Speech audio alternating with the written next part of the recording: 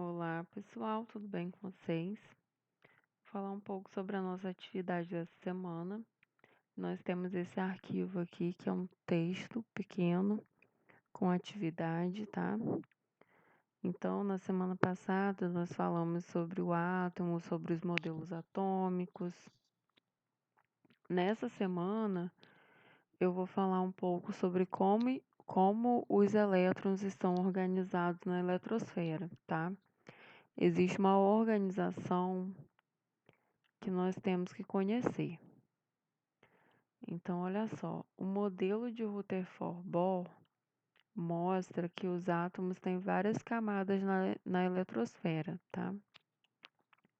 Essas camadas, elas são representadas por letras K, L, M até a letra Q. E quanto mais a gente vai distanciando aqui do núcleo, mais vai aumentando a energia desse elétron nessas camadas. Então, por isso, nós começamos a preencher a quantidade de elétrons nas camadas pela primeira camada, que é a camada mais próxima ao núcleo, que é a camada K. E nessa camada só vão caber dois elétrons.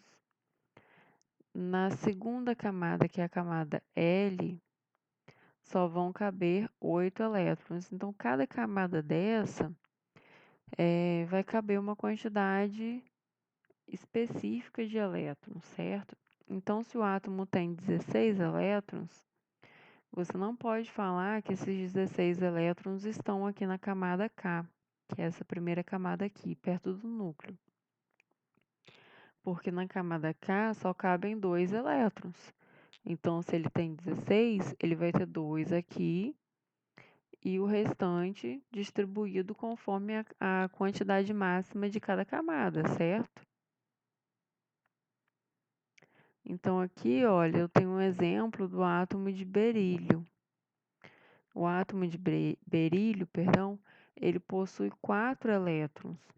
Então, eu tenho 2 elétrons na primeira camada, porque só cabem 2 elétrons, e 2 elétrons na segunda camada, que é a camada L. Apesar de caber 8, mas como ele só tem 4, eu já coloquei 2 aqui na primeira, sobraram 2, né, para a segunda camada.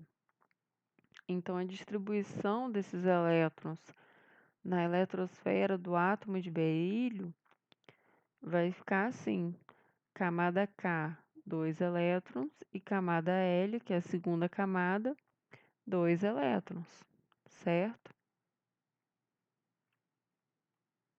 Então, olha só, eu vou falar um pouco sobre a quantidade de átomos que cada camada suporta. Na camada K, que é a primeira camada, ela só consegue suportar 2 elétrons. Na camada L, 8 elétrons. Na camada M, no máximo 18. Na camada N, no máximo 32. Na camada O, no máximo 32. E na camada P, no máximo 18. E na camada Q, no máximo 8. Então, essa é a quantidade máxima de elétrons em cada camada. Então, vamos lá, vamos para as atividades. Aqui eu tenho um textinho falando sobre o sódio, tá? Vem falando um pouco sobre as características dele, quantos elétrons ele tem, quantos prótons, a massa. E vem falando um pouquinho sobre a utilização dele no nosso cotidiano, né, no nosso dia a dia.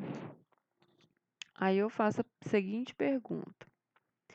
Utilize, na verdade é um pedido, não é uma pergunta. Utilize a fórmula usada para calcular a massa atômica e calcule a quantidade de nêutrons que o sódio possui. Olha só, aqui no texto está falando que ele tem 11 prótons, né? e a massa atômica dele é 23. Existe uma formulazinha em que você pode calcular a massa. Qual é a fórmula? Massa, que é o A, é igual a prótons mais nêutrons. É só você substituir as informações que você tem aqui no texto e fazer a conta. Você tem a quantidade de massa, que você vai colocar aí no lugar do A. Você tem a quantidade de prótons, né? Que você vai colocar no lugar do P. E a quantidade de nêutrons é o que você quer achar. Então, é só você usar essa fórmula e fazer a conta. Então, é muito importante que você demonstre os cálculos, tá? Para eu saber da onde que você tirou esse número. Na letra B, fala assim: faça a distribuição dos elétrons do sódio em sua eletrosfera. Olha só, no texto está falando que ele tem 11 elétrons. Então, você vai lá aqui nessa partezinha do texto, introdutório, e vai desenhar como se fosse esse modelo aqui mesmo, só que colocando aqui a quantidade de elétrons distribuídos corretamente na eletrosfera. Lembrando que existe uma quantidade máxima de elétrons em cada camada, né, da eletrosfera. Então, você sempre começa da camada K e vai seguindo até esses elétrons serem distribuídos. Então, vamos lá. Na questão número 2, fala assim: observe como fica a distribuição dos elétrons nas camadas da eletrosfera dos átomos abaixo e responda. Então, olha só, aqui eu tenho um átomo de carbono, tá? Ele tem 4 elétrons, 4 não, perdão. Ele tem 6 elétrons. Então, olha só, eu tenho 2 elétrons aqui na camada K e eu tenho 4 na camada L. Aqui eu tenho um átomo de nitrogênio.